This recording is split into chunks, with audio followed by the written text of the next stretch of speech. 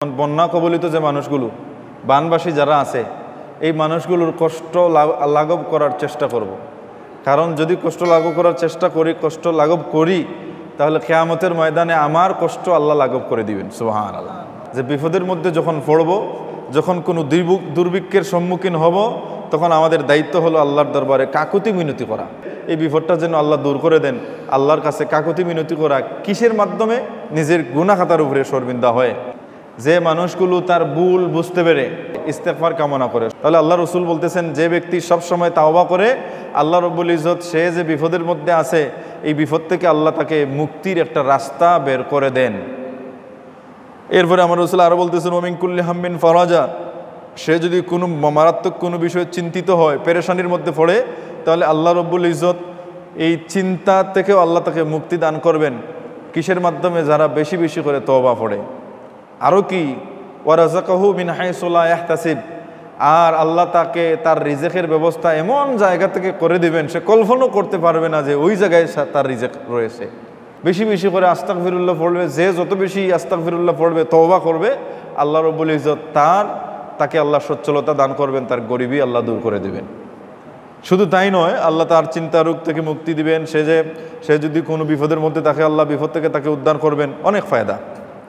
তো হাজিরিনে কেরাম, সামিন এজাম, এই যে বর্তমানে যে বন্যা এসেছে, এই বন্যাটাও মনে করতে হবে এটা আল্লাহর পক্ষ থেকে একটা গজব। এই গজব থেকে আমাদের বাঁচার উপায় কি? প্রথম উপায় হলো আল্লাহর কাছে আমরা কাকুতি মিনতি করব, যেন আল্লাহ আমাদেরকে মাফ করে দেন। বেশি বেশি করে তওবা করব। অন্যটা হলো যে মানুষগুলো কষ্টের মধ্যে আছে, যেমন বন্যা কবলিত যে মানুষগুলো, বানবাসী যারা আছে, এই মানুষগুলোর কষ্ট লাঘব করার চেষ্টা করব। কারণ যদি কষ্ট লাঘব করার চেষ্টা করি, কষ্ট লাঘব করি, তাহলে কিয়ামতের ময়দানে আমার কষ্ট আল্লাহ লাঘব করে দিবেন সুবহানাল্লাহ। যেমন হাদিসের মধ্যে আছে, আল্লাহ রসুল ইরশাদ ফরমান, যে ব্যক্তি দুনিয়ার জমিনে কোনো মুসলিম ভাইয়ের কষ্ট দূর করবে, কিয়ামতের ময়দানে আল্লাহ তার কষ্ট দূর করে দেবেন। এই হাদিসের শেষ দিকে আমার রসুল বলেন, ওয়াল্লাহু ফি আউনিল আবদে মা কানাল আবদু ফি আউনি আখিহি, আল্লাহ তার বান্দাকে ততক্ষণ পর্যন্ত সাহায্য করেন যতক্ষণ পর্যন্ত সে তার ভাইকে সাহায্য করে। অর্থাৎ কোনো গরিব অসহায় মানুষকে একজন মানুষ যত সাহায্য করবে, আল্লাহ তাকে সাহায্য করবে।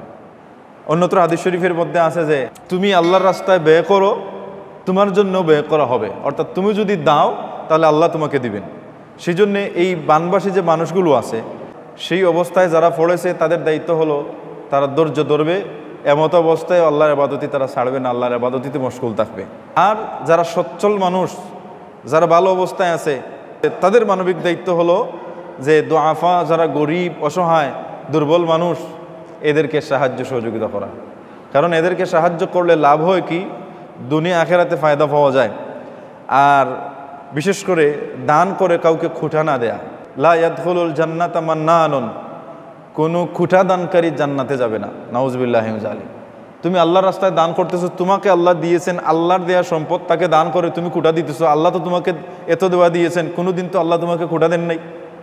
আল্লাহ বলতেছেন কোরআনের মধ্যে যে ইন্নামা নুতঈমুকুম লিওয়াজহিল্লাহি লা নুরিদু মিনকুম জাযাআন ওয়ালা শুকুরা। যারা আল্লাহওয়ালা, প্রকৃতপক্ষে আল্লাহওয়ালা, যারা আল্লাহকে খুশি করার জন্য মানুষকে খাবার দেয়, যারা আল্লাহকে খুশি করার জন্য মানুষকে দান করে, এই বানবাসী মানুষদেরকে সহযোগিতা করে, তারা বলে কি যে ইন্নামা নুতঈমুকুম লিওয়াজহিল্লাহ, আমি তোমাদেরকে খাওয়াচ্ছি একমাত্র আল্লাহর সন্তুষ্টির জন্যে। সুবহানাল্লাহ। লা নুরিদু মিনকুম জাযাআ, আমি যে তোমাদেরকে খাওয়াচ্ছি, আমি যে তোমাদেরকে দান করতেছি, সহযোগিতা করতেছি, আমি তোমাদের নিকট থেকে পুরস্কার পাবো এই আশায় নয়। ওয়ালা শুকুরা, এবং তোমরা আমার কৃতজ্ঞতা প্রকাশ করবে এই উদ্দেশ্যও নয়।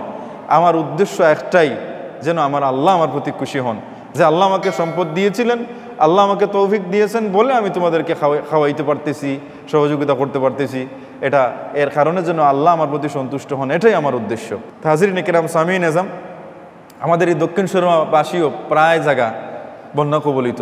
আমাদের উচিত হলো আমরা এরকম দেখে দেখে যারা বানবাসী আছে অথবা যারা গরিব অসহায় মানুষ, এই বন্যার মধ্যে তারা রুজি কামাই করতে পারতেছে না, তাদেরকে দেখে দেখে এমনও কিছু আছে মধ্যবিত্ত ফ্যামিলি যারা মানুষের কাছে হাতও পাততে পারতেছে না, আর তার দুঃখের কথা বলতেও পারতেছে না। এইরকম কিছু মানুষ আছে, এরকম মানুষদেরকে চিহ্নিত করে করে আল্লাহ যেন যাদেরকে তৌফিক দিয়েছেন তাদেরকে যেন সহযোগিতা করার তৌফিক দেন। কারণ হাদিসে কুদসির মধ্যে আছে, আমরা জানি যে কিয়ামতের ময়দানে আল্লাহ বলবেন যে বান্দা, আমি ক্ষুধার্ত ছিলাম, আমাকে খাওয়াও নাই, আমি রুগী ছিলাম, আমার সেবা শুশ্রূষা করো নাই। তখন বান্দা বলবে, আপনি তো রব ছিলেন, কিন্তু আপনি কীভাবে অসুস্থ হলেন, আপনি কীভাবে ক্ষুধার্ত হলেন?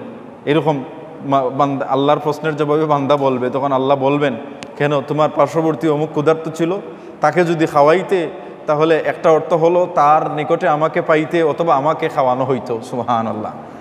তোমার পাশেই একজন গরিব অসহায় মানুষ ছিল, চিকিৎসা করানোর মতো তার কোনো টাকা পয়সা ছিল না, চিকিৎসার অভাবে বেডে পড়ে পড়ে তার লাইফ শেষ হয়েছে, যদি তার সেবা শুশ্রূষা করতে তাহলে আমি আল্লাহর সেবা শুশ্রূষা করা হইতো। সুবহানাল্লাহ।